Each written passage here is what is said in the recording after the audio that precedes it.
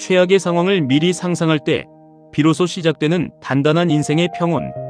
내일 아침 당신이 세상에서 가장 소중하게 여기는 무언가가 예고도 없이 증발해버린다면 당신은 어떻게 하시겠습니까? 수개월 동안 밤을 지새우며 공들인 프로젝트가 상사의 말 한마디에 휴지 조각이 되거나 전적으로 신뢰했던 동료가 등 뒤에서 당신을 비난했다는 사실을 알게 된 순간을 떠올려 보십시오. 가슴이 찰렁 내려앉고 손끝이 떨리며 머릿속은 원망으로 가득 찰 것입니다. 우리는 대개 이런 인생의 지진 앞에 속수무책으로 무너집니다. 하지만 오늘 저는 여러분에게 묻고 싶습니다. 당신을 괴롭히는 것이 정말 그 상황 자체입니까? 아니면 그 상황이 닥칠 것을 전혀 예상하지 못했던 당신의 무방비함입니까? 우리는 흔히 긍정적인 생각만이 우리를 구원할 것이라 믿지만 2000년 전 로마의 황제 마르쿠스 아우렐리우스는 전혀 다른 길을 제시했습니다. 그는 인생의 폭풍을 피하는 대신 폭풍의 한복판에서 평온을 유지하는 마음의 방패를 제안했습니다. 그가 남긴 비밀노트, 부정적 시각화를 통해 어떤 실패와 상처 앞에서도 흔들리지 않는 내면의 요새를 세우는 법을 전해드립니다.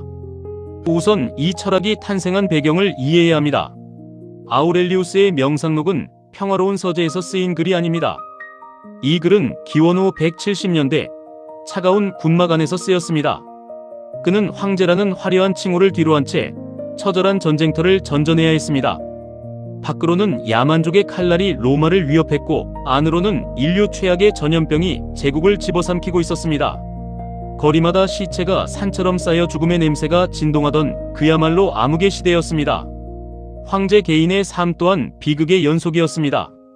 사랑하는 아내를 잃었고 13명의 자녀 중 9명을 먼저 보냈습니다. 하지만 그는 절망에 빠져 울부짖는 대신 펜을 들었습니다. 이 글은 오직 무너져가는 자신의 영혼을 붙들기 위해 쓴 것입니다.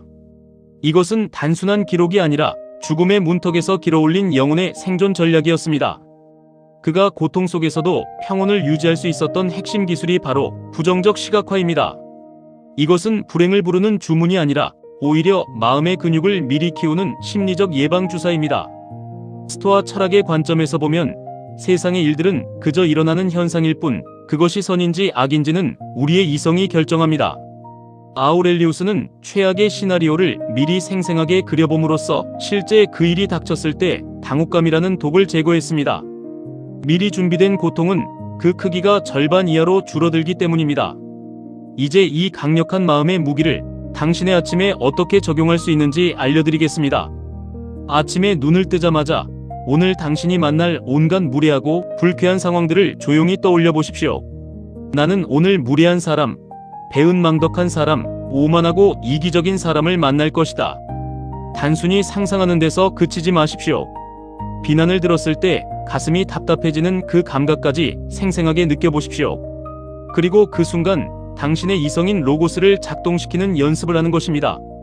그들이 당신에게 상처를 주는 이유는 그들의 무지함 때문이지 당신의 가치가 낮기 때문이 아닙니다. 이렇게 생각의 방향을 트는 순간 당신의 영혼은 관찰자로 분리됩니다. 아침에 5분간 최악의 상황을 그려본 사람은 실제 위기가 닥쳤을 때 자책하지 않습니다.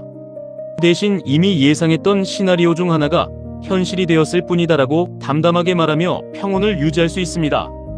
놀라운 사실은 이 부정적 시각화가 현재 누리고 있는 것들의 가치를 눈부시게 증폭시킨다는 점입니다. 우리가 당연하게 여기는 건강, 오늘 아침 인사를 건넨 가족은 자연으로부터 잠시 빌려온 것들입니다. 언젠가는 사라질 상실의 대상임을 인정할 때 지금 내 곁에 있는 사람의 손을 한 번 더 따뜻하게 잡을 수 있게 됩니다.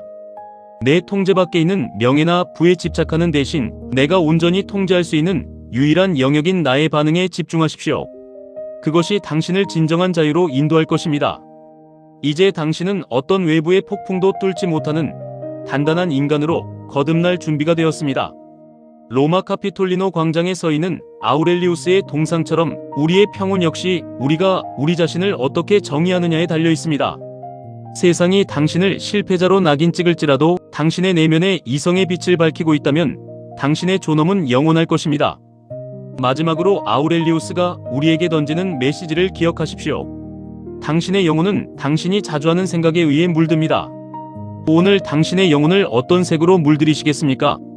두려움에 쫓기며 무방비하게 하루를 맞이하시겠습니까? 아니면 최악의 상황조차 담담히 마주하며 평온의 등대를 세우시겠습니까? 마음이라는 요새 안에 부정적 시각화라는 등불을 밝힌다면 당신은 그 어떤 어둠 속에서도 자신만의 평화를 찾아갈 수 있을 것입니다. 오늘 밤 그리고 내일 아침 당신의 영혼을 평온하게 다듬는 이 짧은 명상을 시작해 보시기 바랍니다. 당신의 영혼은 이미 그 평화를 누릴 자격이 충분합니다. 오늘도 당신을 응원합니다.